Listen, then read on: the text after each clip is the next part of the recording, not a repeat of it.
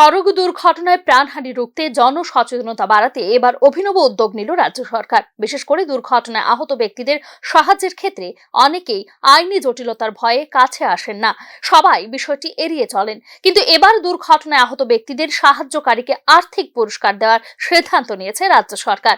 সড়ক দুর্ঘটনা রোধে সবচেয়ে বেশি প্রয়োজন জনসচেতনতা, সতর্কতা ও জনসচেতনতা অবলম্বনের মাধ্যমে সড়ক দুর্ঘটনা ও প্রাণহানি এড়ানো সম্ভব। সচিবালয়ে রাজ্য সড়ক সুরক্ষা কমিটির বৈঠকে নেওয়া হয়েছে এই সিদ্ধান্ত। শুধুমাত্র আইন প্রয়োগ করে দুর্ঘটনা রোধ করা সম্ভব নয়, সড়ক দুর্ঘটনা রোধে জনগণের সহযোগিতা ও সমন্বয় অত্যন্ত আবশ্যক। জনগণের সহযোগিতা এবং সমন্বয়কে উদ্ভূত করতে এই উদ্যোগ বলে জানিয়েছে রাজ্য প্রশাসন। সড়ক সুরক্ষা বিষয়ে স্কুল কলেজে জনসচেতনতামূলক কর্মসূচি গ্রহণের পাশাপাশি মহড়া আয়োজনের উপর দেওয়া হয়েছে গুরুত্ব। এক্ষেত্রে ট্রাফিক, অগ্নি নির্বাপক ও জরুরি পরিষেবা এবং পরিবহন দপ্তরকে যৌথভাবে কাজ করার উপর দেওয়া হয়েছে গুরুত্ব।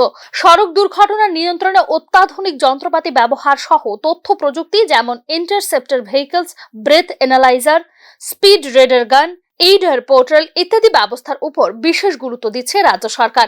দুর্ঘটনাগ্রস্ত লোক বা লোকেদের 60 মিনিট অর্থাৎ গোল্ডেন আওয়ারের মধ্যে হাসপাতালে নিয়ে গিয়ে তাদের জীবন বাঁচাতে এগিয়ে আসা লোকদের 5,000 টাকা গুড সামারিটন পুরস্কার প্রদান করা হবে। একজন গুড সামারিটনকে বছরে সর্বোচ্চ 5 বার পুরস্কার দেওয়ার সংস্থান রাখা হয়েছে।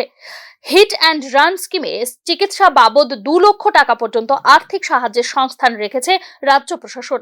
এই সুবিধাগুলি পাওয়ার জন্য সংশ্লিষ্ট ব্যক্তি জেলাশাসক অফিসের সড়ক সুরক্ষা কমিটির কাছে আবেদন জানাতে পারেন।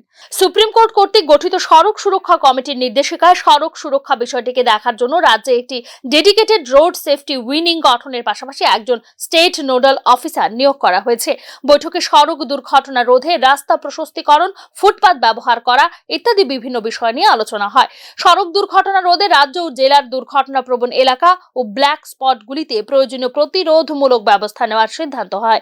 বেপরোয়া যান চলাচলে ড্রাইভিং লাইসেন্স সাসপেন্স সহ যেসব জরিমানার সংস্থান রয়েছে সেই সব বিষয়ে আরও জনসচেতনতা বাড়াতে উদ্যোগ নেওয়ার সিদ্ধান্ত নিয়েছে রাজ্য প্রশাসন। Bureau report, news now.